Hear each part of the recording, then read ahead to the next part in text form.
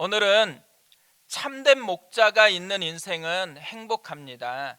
참된 목자가 있는 인생은 행복합니다라는 제목으로 하나님의 말씀을 살펴보겠습니다. 이 코로나 시기가 되어지니까요, 신조어들이 나오는데 이런 신조어가 있습니다. 코로나 블루, 코로나 레드, 코로나 블랙. 이 코로나 블루는 코로나하고 우울감을 뜻하는 블루가 결합되어져 생긴 말입니다. 코로나가 확산되어지면서 자꾸 우울해지는 사람, 또 불안해지는 사람, 무기력증을 느끼는 사람에게 해당하는 말이죠. 코로나 레드는 우리말로 하면은 화병에 해당할 것 같습니다.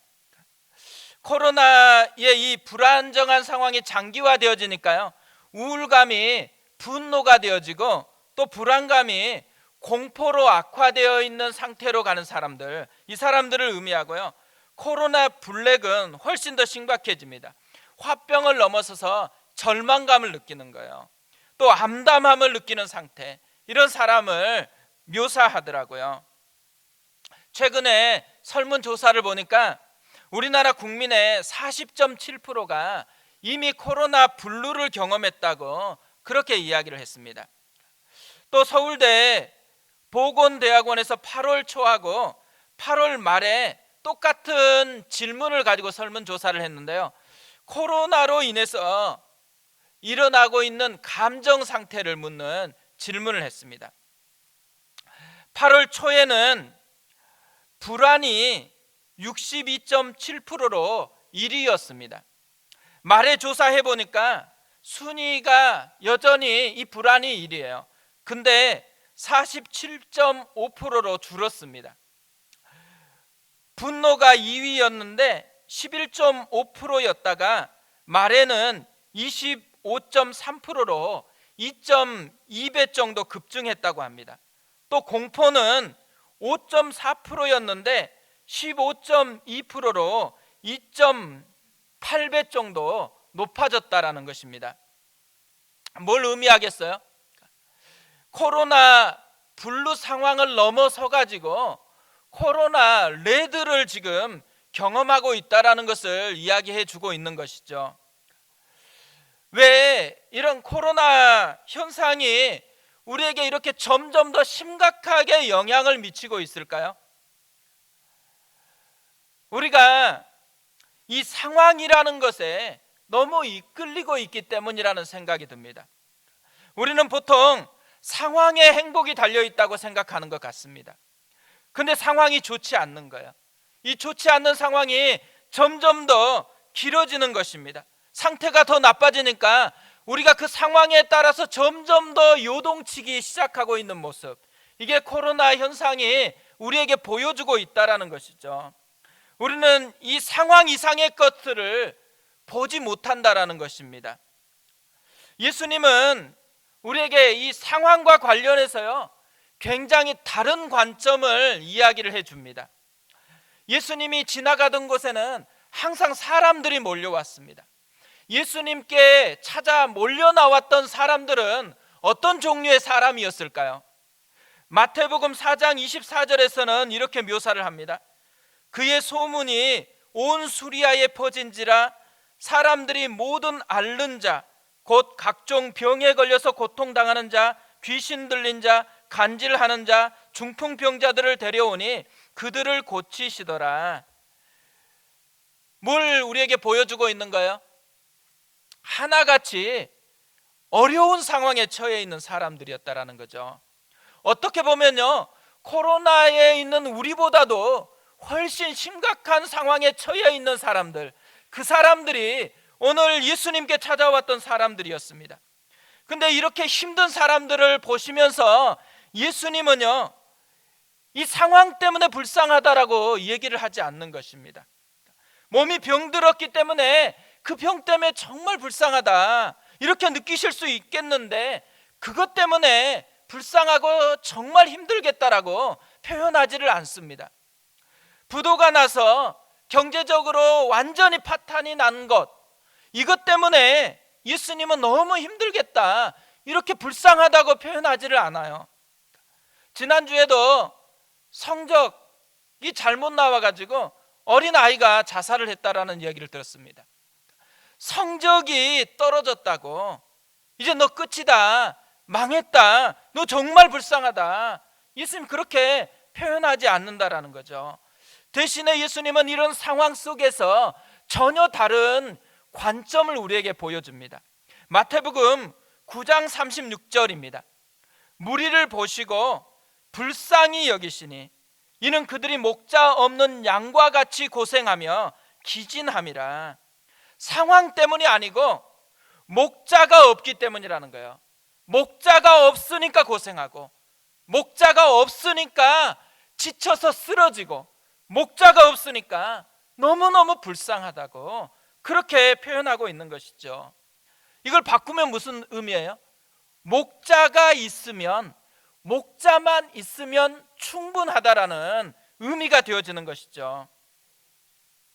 사실 저는 이 본문의 이 말씀이요, 제 젊은 날에 너무너무 큰 충격을 주었던 말씀입니다. 저도 상황 때문에 힘들다고 많이 생각했거든요. 뭔가 우리 집 상황이 가난하니까 내가 이렇게 비참하구나, 내가 뭔가 조금 이 지혜가 없으니까 이렇게 내가 비참하구나, 이런 생각을 참 많이 했었습니다.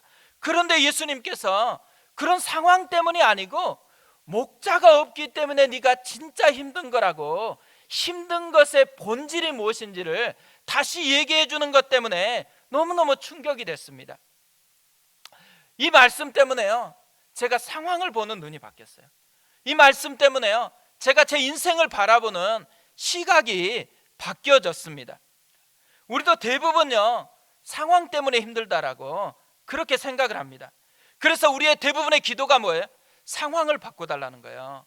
이 문제가 있으니까 이 문제만 해결되어지면 전 괜찮을 것 같다고, 그러니까 하나님이 이 문제를 바꿔달라고 이렇게 기도하는 것이 우리의 대부분의 기도라는 것이죠. 그런데 예수님은요, 상황보다 더 중요한 게 있다라는 거예요. 상황보다 더 중요한 게 뭐예요? 목자가 있느냐 없느냐. 목자가 없기 때문에 힘든 거고, 목자만 있으면 충분해진다라고 그렇게 예수님께서 얘기하고 있다라는 거죠. 그래서 뭘 요구하는 거예요? 우리가 기도할 때 상황이 바뀌는 것도 중요하지만 목자가 있는 인생이 되게 해달라고 구해야 한다라는 거예요.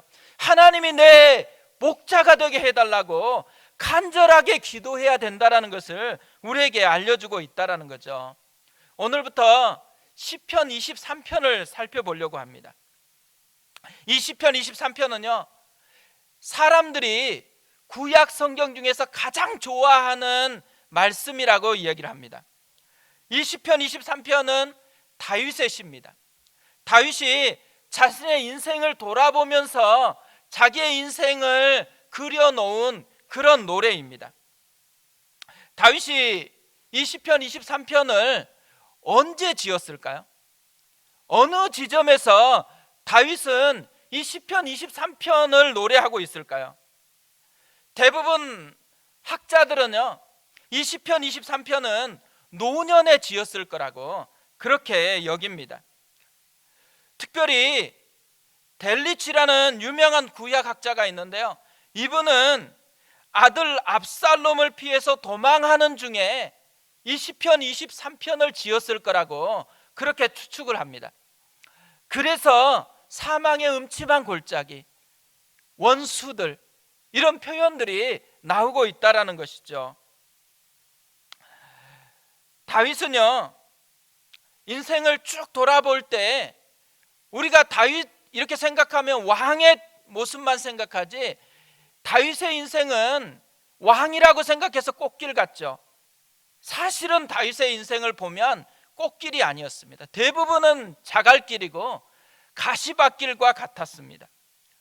특별히 어려서부터 다윗은 그렇게 꽃길을 걸었던 인생이 아닙니다.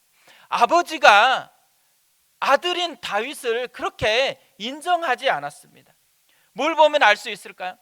사무엘이 새로운 왕을 세우기 위해서 다윗의 동네에 왔어요. 그리고 아버지와 아들들을 초대를 했습니다. 근데 아버지가 6명의 형들은 다 옷을 입히고 새롭게 해가지고 사무엘에게 데려가는데 다윗에게는 뭘 하라 그래요? 양을 치라고 부탁을 했습니다. 종들에게 양을 치라고 할 수도 있잖아요. 그런데 아들인 막내에게 그것도 양을 치라고 얘기를 한 거예요. 뭘 의미해요? 아들로 별로 취급하지 않는 그런 상황 속에서 어린 시절을 보내고 있다라는 거예요. 아버지가 이렇게 취급해서인지 몰라도요, 형들도 다윗을 그닥 좋아하지 않았습니다. 형들도 다윗을 그렇게 인정하지 않았어요. 뭘 보면 알 수 있어요? 아버지가 형들이 전쟁터에 나가 있으니까 형들에게 갔다 오라고 심부름을 시킵니다. 다윗이 전쟁터에 도착해 보니까 골리앗이 소리를 치고 있는 거예요. 그러니까 이 골리앗의 소리를 듣고 다윗이 화가 나가지고 하나님의 이름으로 싸우겠다라고 얘기를 하는 것을 사람들이 들었을 때 환호해 줬어요. 근데 형도 들었어요. 형이 어떻게 얘기를 해요? 사무엘상 17장 28절에서 이렇게 얘기를 합니다. 큰형 엘리압이 다윗이 사람들에게 하는 말을 들은지라 그가 다윗에게 노를 바라여 이르되 네가 어찌하여 이리로 내려왔느냐? 들에 있는 양들을 누구에게 맡겼느냐? 나는 내 교만과 내 마음의 완악함을 아노니 내가 전쟁을 구경하러 왔도다. 사람들은 지금 용기 있다고 칭찬하고 있는데 큰형이 화를 내고 있어요. 화를 내면서 짜증을 내는 거죠. 네가 교만하고 완악하대요. 그럼 네 구경하러 왔지 않냐? 이렇게 다윗을 지금 무시하고 있다라는 것입니다.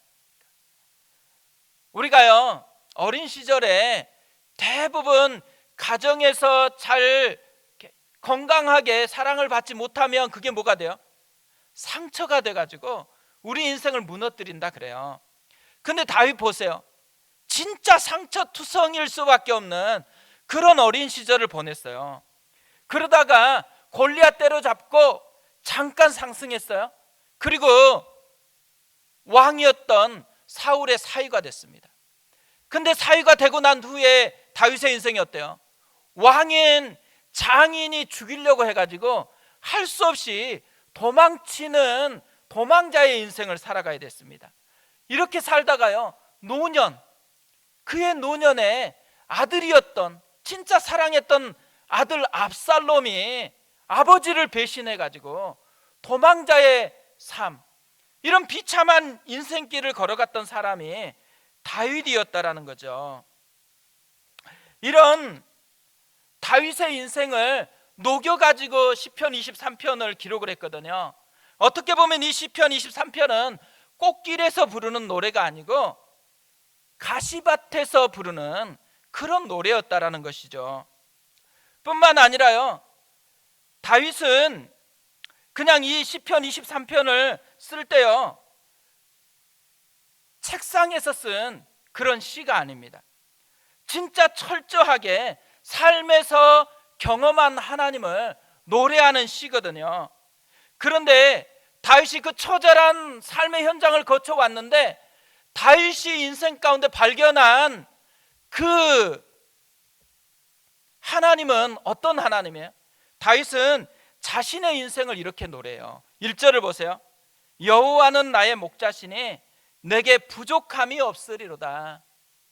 여호와는 나의 목자시니 내게 부족함이 없으리로다. 진짜 부족함 투성인 그런 인생길을 걸어왔는데 내게 부족함이 없대요. 부족함이 없다라는 말은 무슨 말이에요? 만족한다라는 거죠. 행복하다라는 거예요. 상황과 상관없이 행복하다, 이게 다윗의 인생 고백이었습니다. 뭘 알 수 있어요? 행복은 상황과 관계되어 있는 문제가 아니라는 거예요. 상황의 문제가 아니고, 상황이 아무리 어렵고 상황이 아무리 힘들어도 상황과 관계없이 여호와가 나의 목자가 되시면 행복하다라는 거, 이게 다윗이 발견한 인생의 노래였습니다. 참된 목자가 있으니까 행복하다라는 거예요.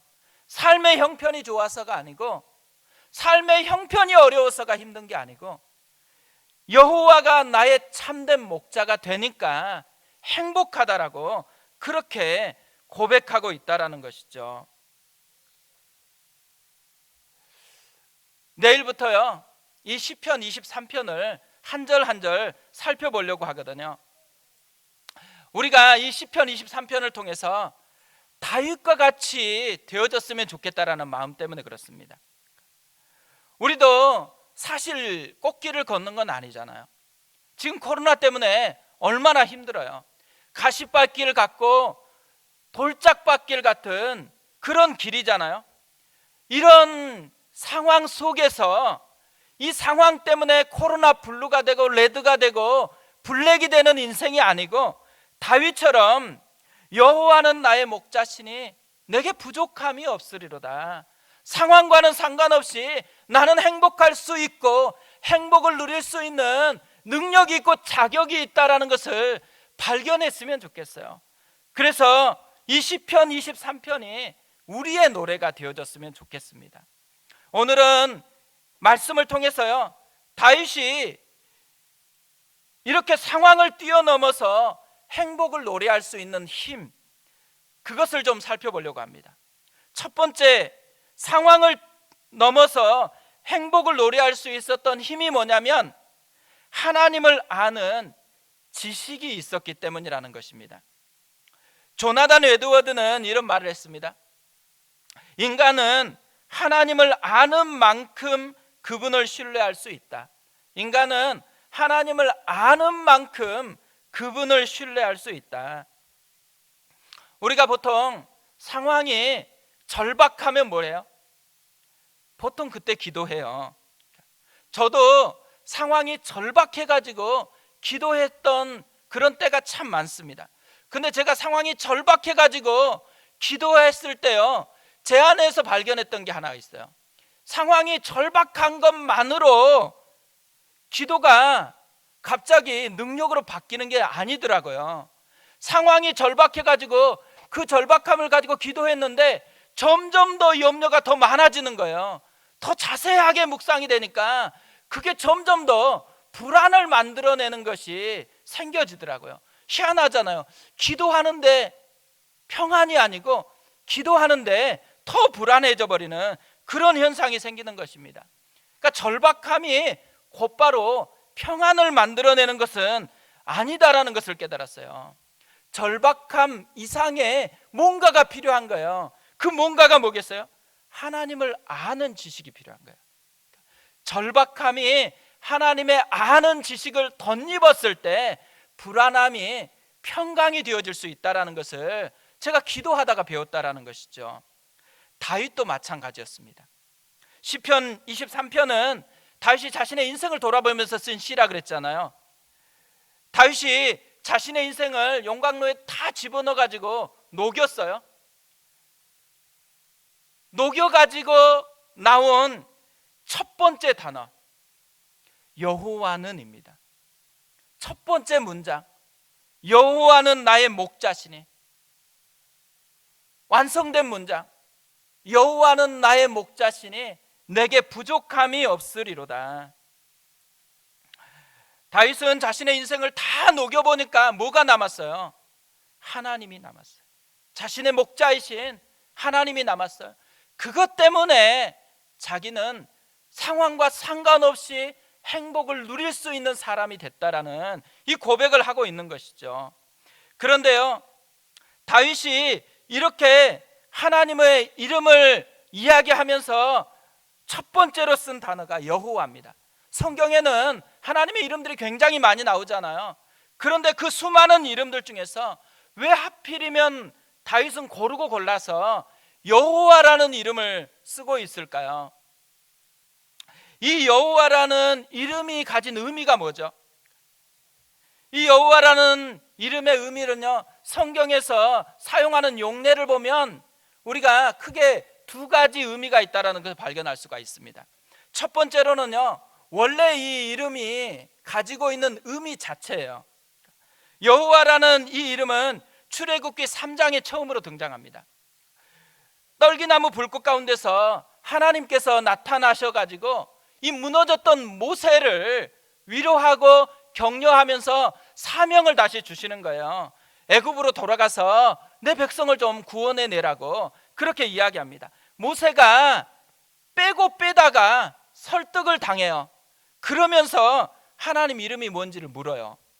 출애굽기 3장 13절부터 이렇게 되어 있습니다. 모세가 하나님께 아뢰되 내가 이스라엘 자손에게 가서 이르기를 너희의 조상의 하나님이 나를 너희에게 보내셨다 하면 그들이 내게 묻기를 그의 이름이 무엇이냐 하리니 내가 무엇이라고 그들에게 말하리이까. 하나님이 모세에게 이르시되 나는 스스로 있는 자이니라. 또 이르시되 너는 이스라엘 자손에게 이같이 이르기를 스스로 있는 자가 나를 너희에게 보내셨다 하라.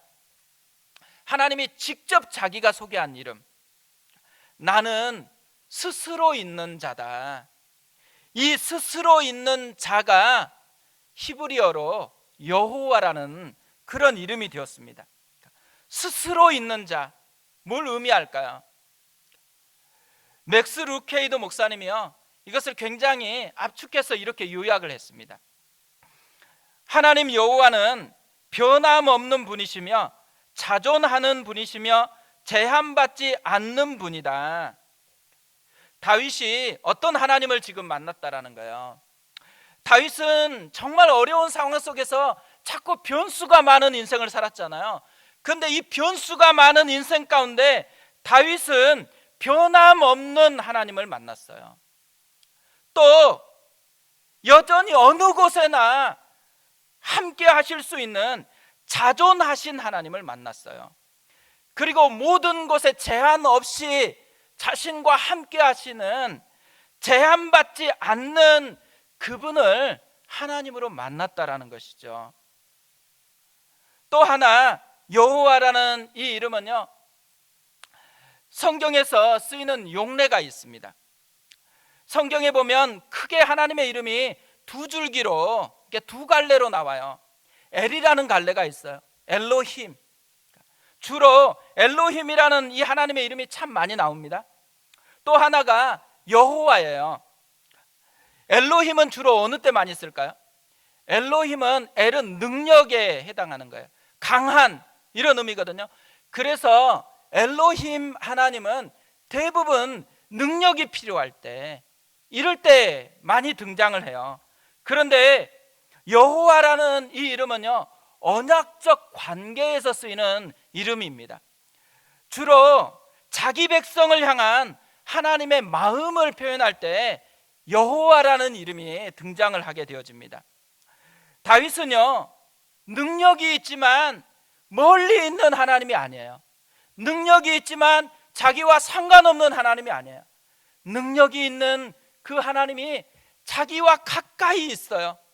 능력 있는 그분이 자기와 아주 친밀하신 분이다라는 것을 경험했다라는 거죠. 그래서 그가 경험한 그 이름을 담아가지고 녹여서 여호와는 이렇게 노래하고 있는 것입니다. 호세아 선지자가요, 호세아 4장 6절에서 이렇게 말을 합니다. 내 백성이 지식이 없으므로 망하는도다. 내가 지식을 버렸으니 나도 너를 버려 내 제사장이 되지 못하게 할 것이요, 네가 내 하나님의 율법을 잊었으니 나도 네 자녀들을 잊어버리리라. 상황이 나빠서 망한 게 아니라는 거죠.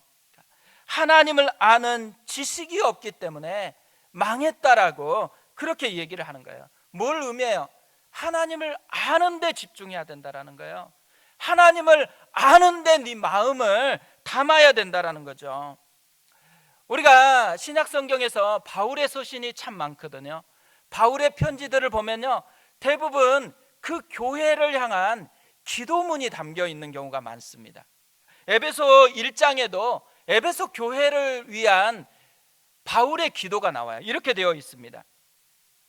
우리 주 예수 그리스도의 하나님, 영광의 아버지께서 지혜와 계시의 영을 너희에게 주사 하나님을 알게 하시고 너희 마음의 눈을 밝히사 그의 부르심의 소망이 무엇이며 성도 안에서 그 기업의 영광의 풍성함이 무엇이며 그의 힘의 위력으로 역사하심을 따라 믿는 우리에게 베푸신 능력의 지극히 크심이 어떠한 것을 너희로 알게 하시기를 구하노라. 뭘 구하고 있는 거예요? 다 알게 되어지기를 구하고 있어요. 바울의 기도의 핵심은요, 알면 된다라는 거예요. 알면 모든 게 해결될 수 있다라는 거. 이게 바울이 가지고 있는 믿음입니다. 뭘 알아야 돼요? 하나님을 알면, 그 하나님이 우리 가운데 역사하시는 은혜가 무엇인지를 알면, 그러면 충분하다라는 거예요. 저는 이 바울의 기도문을 읽다가요, 오늘 이 시편 1편 1절 말씀이 이 바울의 기도구나라는 생각이 들었습니다. 여호와는 나의 목자시니 내게 부족함이 없으리로다. 하나님이 내 목자만 되어지면 충분하다라고 그렇게 고백하는 거죠. 그렇기 때문에 무엇보다도 하나님을 목자로 만나게 해달라고, 하나님을 알게 해달라고 자기 성도들을 놓고 그렇게 기도하고 있는 바울의 모습이 있다라는 거죠. 다윗이요, 이런 하나님을 언제 강하게 배울 수 있었을까요?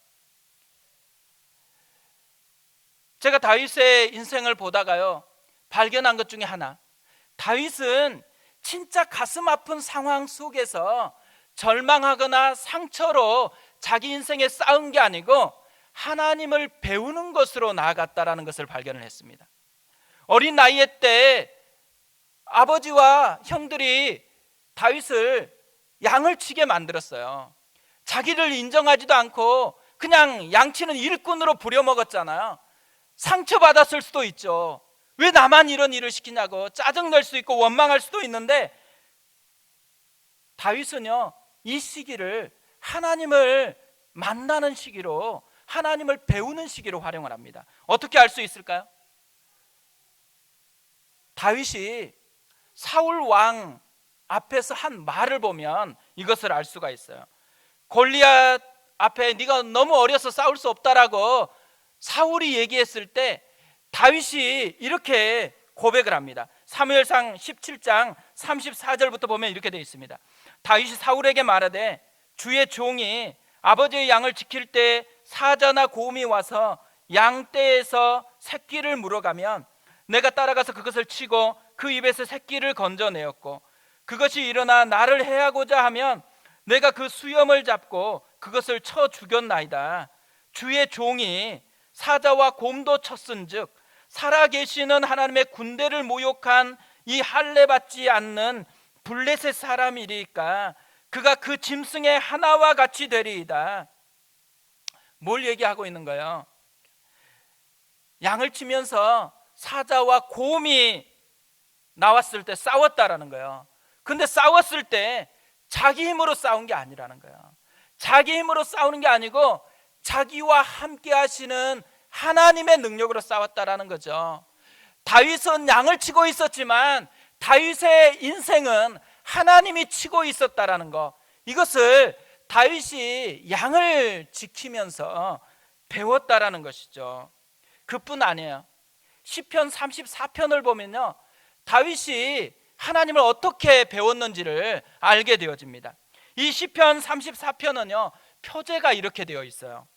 다윗이 아비멜렉 앞에서 미친 채 하다가 쫓겨나서 지은 시. 다윗이 왜 미친 채 하다가 쫓겨났을까요? 장인이었던 사울 왕이 자기를 죽이려고 하는데요, 왕이다 보니까 숨을 곳이 없는 거예요. 그래서 할 수 없이 어디로 도망가요? 자기가 죽였던 골리앗의 고향으로 간 거예요. 근데 가서 봤더니만 그 분위기가 별로 좋지 않은 거예요. 그래서 할 수 없이 뭐래요? 미친 척해요. 미친 척 하다가 비참하게 살아서 도망 나왔잖아요. 우리 같으면 하나님을 위해서 이렇게 열심히 섬겼는데 나한테 어떻게 이렇게 비참한 일을, 이런 상황으로 인도할 수 있냐, 이런 억울함을 호소할 수 있을 것 같은데, 그런데 다윗은 전혀 다른 고백을 합니다. 시편 34편 8절 10절입니다. 너희는 여호와의 선하심을 맛보아 알지어다. 그에게 피하는 자는 복이 있도다. 너희 성도들아, 여호와를 경외하라. 그를 경외하는 자에게는 부족함이 없도다. 젊은 사자는 궁핍하여 주릴지라도 여호와를 찾는 자는 모든 좋은 것에 부족함이 없으리로다. 비참한 것 같은데 다윗이 맛보는 것은 비참한 상황이 아니에요. 그 속에 역사하시는 하나님의 선하심을 맛보고 있다고 그렇게 고백하고 있는 것이죠. 그러면서요, 하나님을 붙드는 사람, 하나님을 목자로 경험한 사람, 그 사람은 부족함이 없다고. 젊은 사람이 부족함 때문에 허덕이고 있어도 여호와를 간절히 붙드는 사람, 경외하는 그 사람은 부족함이 없다라고 그렇게 노래하고 있다라는 거죠. 이런 모습을 보면요, 다윗이 언제 하나님을 배웠다라는 걸 알게 되어져요. 어려움에 처했을 때, 진짜 어려움이 느껴졌을 때, 그때 다윗은 어려운 현실 때문에 무너지거나 비참함으로 원망하는 것이 아니에요. 그 속에 목자로 다가오시는, 여호와로 함께 하시는 하나님을 깊이 경험한 거예요. 그래서 다윗은 여호와는 나의 목자라고 그렇게 노래하고 있다라는 거죠. C.S. 루이스가요, 고통의 문제라는 책에서 이렇게 얘기를 했습니다. 하나님은 쾌락 속에서 우리에게 속삭이시고 양심 속에서 말씀하시며 고통 속에서 소리치십니다. 고통은 귀먹은 세상을 불러 깨우는 하나님의 메가폰입니다. 상태가 좋을 때는 조용하게 얘기한다 그래요. 그러나 고통스러우니까 무슨 의미예요? 상황이 압도해가지고 하나님의 음성이 잘 들리지 못하니까 하나님이 어떻게 소리를 쳐요? 메가폰을 붙잡고서 크게 소리를 지르고 있다라는 것이죠. 우리가요, 고난 중에 있을 때 하나님이 메가폰으로 우리에게 말씀하시는 그 음성을 들어야 됩니다. 상황이 너무너무 힘들다고 느껴지는 그때가 진짜 하나님을 생생하게 경험할 때요, 하나님을 정말 절절하게 맛보고서 여호와가 나의 인생의 목자였구나라는 것을 발견할 때라는 거죠. 절망감을 느끼는 상황이 오면 기대해야 된다는 거예요. 절망감이 찾아오면 우리가 진짜 하나님을 노래할 수 있는 절호의 기회가 됐다라는 이것을 가지고서 상황을 접근해 가는 것, 이것이 다윗이 우리에게 던져주는 교훈이라는 거죠. 우리도 그랬으면 좋겠어요. 우리가 상황이 어려울 때, 그럴 때 우리도 이 상황을 통해서 시편 23편을 우리의 노래로 짓고 있다라는 것을 경험을 했으면 좋겠습니다. 두 번째로요, 상황을 넘어서 행복을 노래할 수 있는 힘이 있다면 하나님께 컨트롤 되었기 때문입니다. 다윗은 여호와는 나의 목자시니 이렇게 고백을 했어요. 이 말은 하나님을 안다라는 것이죠. 하나님을 아는데 나의 목자로 알고 있다라는 것입니다. 이 나의 목자시니, 이 말을 묵상해 보면요, 두 가지 의미가 있다라는 것을 깨닫게 되어집니다. 하나는 하나님이 자기 하나님이라는 거예요. 하나님이 자기 하나님으로 경험되어지고 있다라는 고백인 거죠. 시편 23편을 보면요, 놀랍게도 이 시편 23편의 인칭 중에 가장 많이 등장하는 인칭은 1인칭입니다. 1인칭. 한글 성경으로만 살펴봐도 14번 이상이 나와요.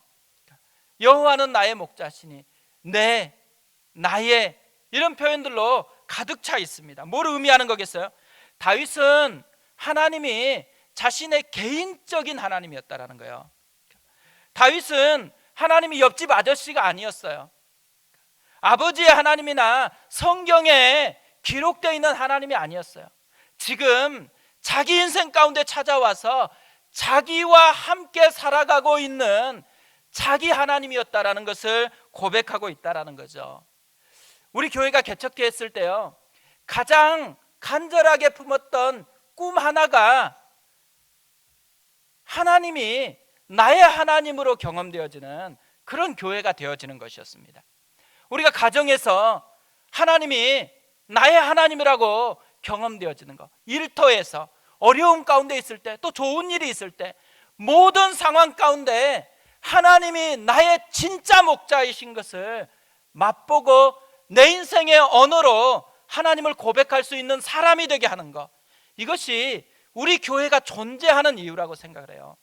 우리 교회에서 다른 어떤 것보다도 이것을 맛보아야 된다고 생각합니다. 우리 아이들이 진짜 어떤 것보다도 하나님이 나의 목자라는 것을 진짜 절절하게 경험하는 그런 아이들로 자라났으면 좋겠어요. 또 하나요, 여호와가 나의 목자라고 했을 때 이 나의 목자라는 이 고백은 자기 마음대로 사는 양이 아니라 목자이신 하나님께 컨트롤되어가는 양이다라는 의미를 가지고 있다라는 거죠. 다윗은 자기 마음대로 살지 않았다라는 거예요. 대신에 하나님께서 자기 인생을 끌고 가는 대로 하나님께 붙잡혀서 살았다라는 것을 알려주고 있는 것이죠. 사실 많은 분들이요, 어려움을 당하잖아요. 어려움을 당하면요, 만나보면 대부분이 하나님이 계시다는 거 알아요. 하나님이 사랑이시다라는 것도 알아요. 옛날에 하나님을 만났다라고 고백을 해요. 그런데 현재로는 하나님이 나를 압도하지 않아요. 뭐가 압도해요? 어려움이 나를 압도해요. 상황이 나를 압도해요. 뭐가 문제예요? 하나님이 나의 목자가 아닌 거예요. 내 마음대로 내 상황을 해석하고 내 마음대로 하나님도 해석하면서 아파할 뿐이지, 하나님이 내 인생을 컨트롤해 가는 방식으로 하나님 앞에 나아가지 않는다라는 것이죠. 어떻게 보면요, 안 믿는 사람은 그렇다고 쳐요. 그런데 하나님의 자녀잖아요. 하나님의 백성이에요. 근데 어렵다고 해서 자기 마음대로 살아가면서 하나님의 목자 되심을 못 누린다. 얼마나 비참해요. 어려울수록 뭘 해야 돼요? 어려울수록 내 마음대로가 아니고 하나님께 컨트롤되어 있는 양으로 살아가는 것, 이것이 하나님의 자녀들이 누릴 권세라는 것이죠. 저는 이 말씀을 묵상하다가요, 불현듯 예전에 자주 불렀던 찬송가가 생각이 났습니다. 내 평생에 가는 길이라는 찬송이에요.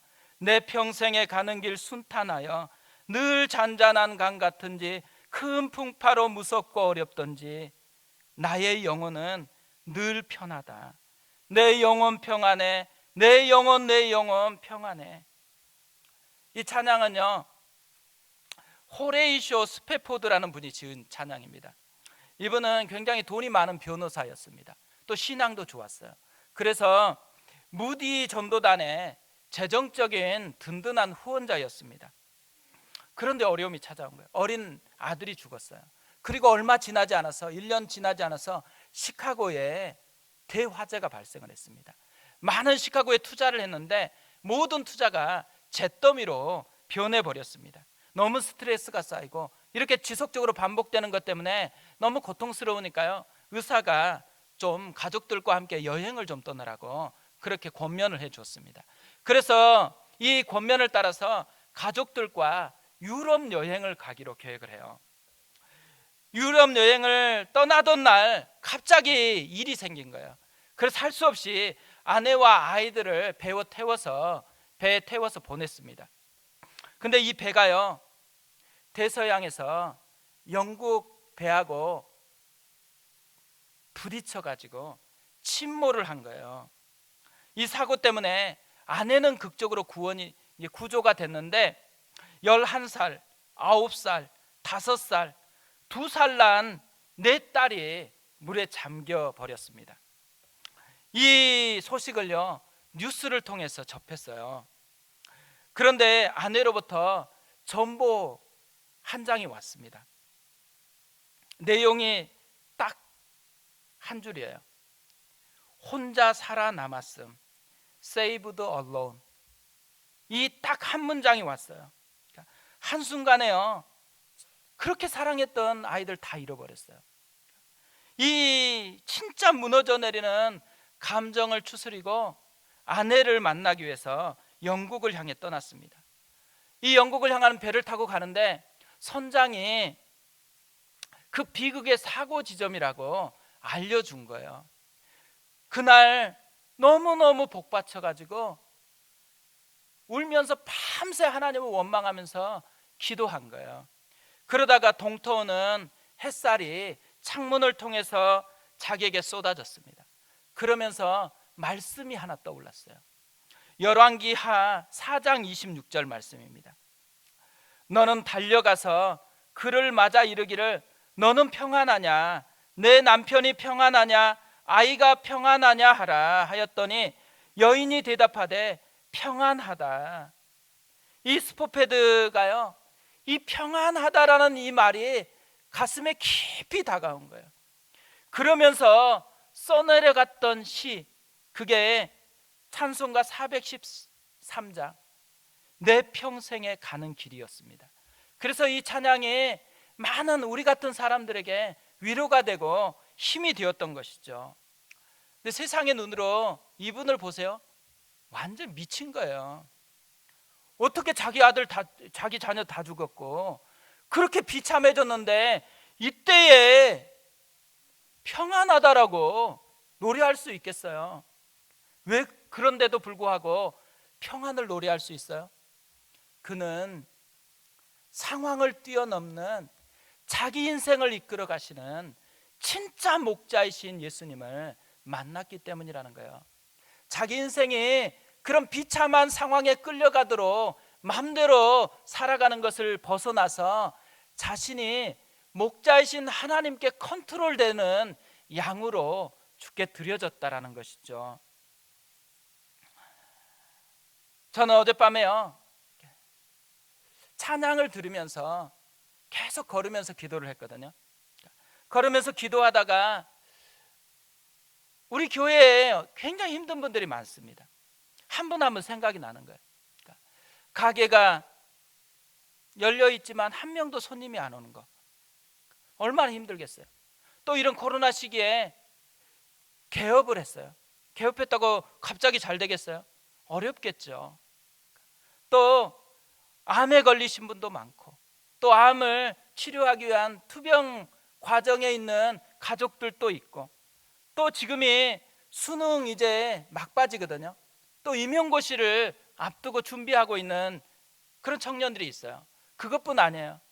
올해 대학 4학년 20대 청년들은요, 너무너무 힘든 때예요. 자기가 아무리 준비했어도 너무 자기의 모든 것을 펼칠 수 있는 기회의 폭이 너무 좁아져 버렸어요. 그래서 청춘인데 꿈이 없는 것 같이 좌절하는 그런 청년들이 너무 많은 거예요. 그러니까 우리 교회에 있는 청년들만 봐도 너무너무 마음이 안타까운 것이죠. 여러 가지 문제들 하나하나 떠오르면서요, 하나하나 기도하다가 갑자기 이런 생각이 드는 거예요. 우리 교회 개척한 지도 얼마 안 됐고 교회도 조그만한데 왜 이렇게 어려운 분들이 이렇게 많이 왔냐.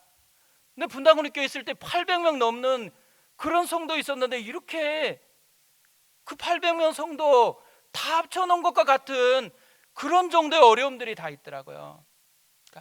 그러면서 마음이 좀 힘들어졌어요.